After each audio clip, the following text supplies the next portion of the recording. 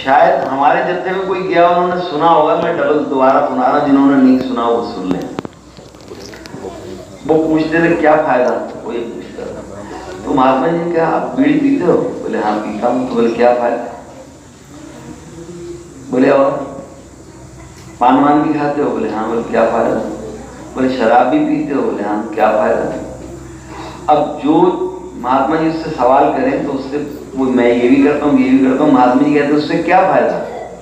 अब जिस चीज से हमें फायदा है वो तो हम करना नहीं चाहते, और बिना फायदे की चीजें हम कर रहे हैं। जिन चीजों से हमें कोई फायदा नहीं वो हम कर रहे हैं, और जिनसे फायदा है वो हम करना नहीं चाहते। खैर, मैं छोटी सी एक कथा के माध्यम से आप लोगों को बताना चाहता हूँ। एक आदमी था, उसके 3 दोस्त थे। एक आदमी था, उसके 3 दोस्त थे। एक दोस्त तो ऐसा था जिस 24 घंटे सुबह शाम रहता था, बिल्कुल अलग नहीं होता था, और 24 घंटे उसके रहने के साथ साथ उसके इतना मग्न रहता था कि उसे फुर्सत ही नहीं होती, 24 घंटे उसके साथ ही रहना, बिल्कुल अलग ही नहीं होना।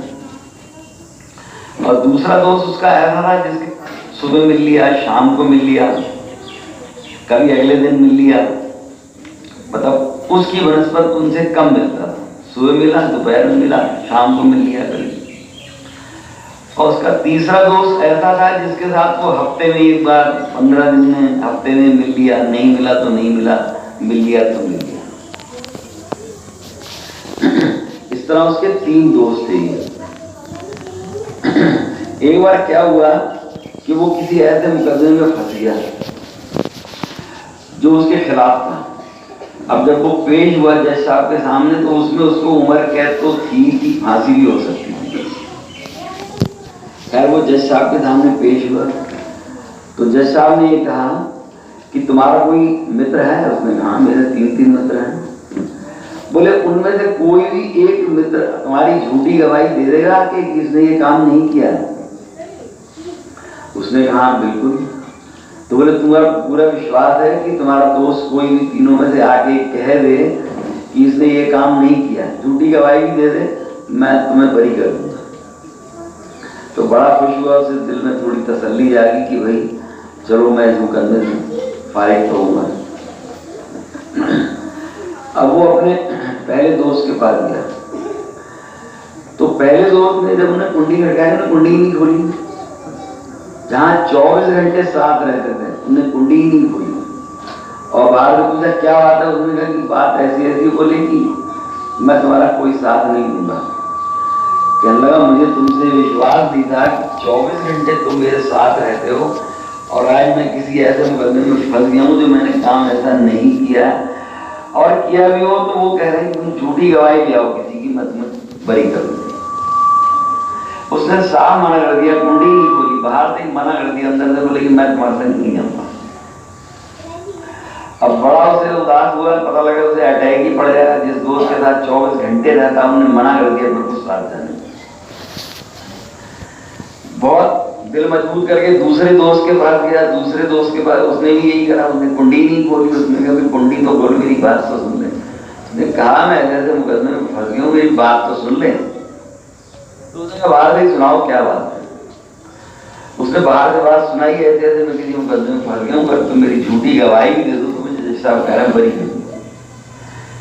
तो दूसरा दोस्त महामुश्किल राजी हुआ। उसने ये कहा ठीक है मैं तुम्हारे साथ कचहरी तक चला जाऊंगा, लेकिन कोर्ट में नहीं आऊंगा।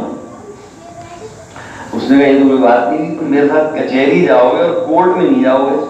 कोर्ट में नहीं जाओगे तो जज साहब बाहर आके थोड़ी गवाही लेंगे, तो कोर्ट के अंदर तो जाना पड़ेगा, जज साहब के सामने पेश होना पड़ेगा। कह रहे थे तुम इतनी रिक्वेस्ट कर रहे हो तो मैं तुमसे कह रहा हूं मैं तुम्हारे साथ कचहरी तक चला जाऊंगा, मैं कोर्ट के अंदर नहीं आऊंगा। वहां से ही मायूस होकर वो तीसरे दोस्त के पास गया जिनसे कभी हफ्ते में 15 दिन में मिलता था। उस दोस्त के पास जब गया तो उसकी कुंडी खुली हुई, उसे कहने की जरूरत नहीं थी।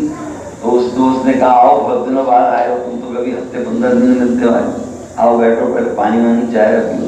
बोले पहले मेरी बात सुन लो। बोले मैं तुम्हारी बात भी सुनूंगा, सब कुछ सुनूंगा, तुम बैठो तो मेरे पास। उसने बैठाला, बैठे थोड़ी देर। उसने कहा ऐसी ऐसी बात है, मैं किसी मुकदमे में फंस गया हूँ, अगर तुम मेरी झूठी गवाही भी दे दो तो मुझे जज साहब बरी कर देंगे। तो बोला तुम्हारे दो दोस्त पहले थे, तुम जिसके साथ 24 घंटे रहते थे और दूसरे के साथ सुबह शाम रहते थे, मुझसे तो तुम कभी कभी मिलते हो और तुम मुझसे उम्मीद लगा के आए हो कि मैं तुम्हारे साथ चला जाऊंगा, तुम्हारी गवाही दे दूंगा। बोला मैं बड़ा निराश हो गया, जब उन दोनों ने मना कर दिया तभी मैं आया हूँ, अब आप जैसा कहो। तो तीसरा दोस्त बोला मैं जाऊंगा तुम्हारे साथ, मैं तुम्हारी गवाही दूंगा, मैं तुम्हारे साथ चलूंगा। तो बोले कचहरी तक जाओगे या कोर्ट में अंदर जाओगे? बोले कोर्ट में अंदर जाऊंगा, कचहरी तक नहीं, अंदर कोर्ट में जैसा आपके सामने मैं बोलूंगा, जो भी वो कहेंगे मैं गवाही दूंगा। अब हमारी वो स्थिति, हम जब चले जाते हैं ना, जाना तो सबने है, देखिए जो पैदा हुआ तो जाएगा, जो भी हो सो दिन है। हमारी ये नहीं पता हम कितने दिन की हम वहां से मुहूर्त लेके आए। अब जब वो गया तो आदमी जब गया तो उसका पहला दोस्त तो पैसा है। हम जो 24 घंटे पैसे के साथ लगे रहते हैं, सुबह शाम हमारी जेब में हर वक्त देते, सोते वक्त, उठते बैठते 2, 4, 5 रुपए 10 रुपए तो होते ही हमारे पास। वो हमारा ऐसा दोस्त है पैसा जो 24 घंटे हमारे साथ रहता है। ये कोई नहीं कह सकता कि 24 घंटे मेरे साथ पैसा नहीं रहता, या मैं पैसे के लिए ईमानदारी से, मेहनत से, झूठ से जो भी करता हूँ करता रहता हूँ। तो जब हम जाते हैं तो पैसे ने साफ मना कर दिया, मैं तुम्हारे साथ नहीं जाऊंगा।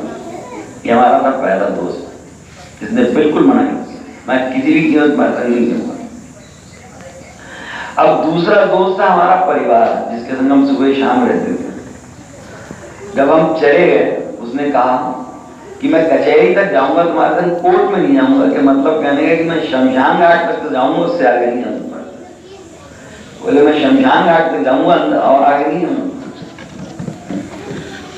अब तीसरा दोस्त हमारा सेवा और सत्संग, जिसने कहा मैं तुम्हारे संग वहां तक जाऊंगा, तुम्हारी गवाही भी दूंगा, और जो भी मुझे करना होगा कोर्ट के अंदर भी जाऊंगा तुम्हारे साथ, मैं तुम्हारे संग पूरा साथ दूंगा।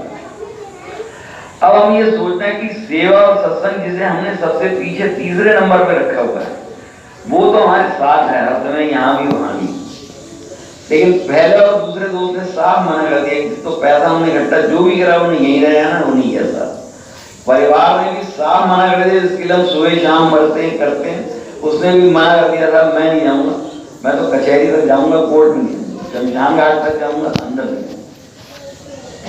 तो जिस चीज को हमने तीसरे नंबर पर रखा, आप लोग इसका अनुमान खुद लगा सकते हैं और अपने साथ जिन्होंने नहीं सुना उन्हें भी प्रेरित कर सकते हैं कि सेवा और सत्संग का हमारे लिए क्या फायदा है। मेरे ख्याल आप लोग सब समझ गए होंगे कि सेवा और सत्संग हमारे लिए क्यों जरूरी है। किसी ने हमारे साथ जाना, ना तो हमारे पैसे नहीं जाना, ना परिवार में जाना। जो हमारा तीसरा मित्र है उसने साथ जाना है। मेरे ख्याल से सबकी समझ में आ गई होगी ये बात। दादा स्वामी।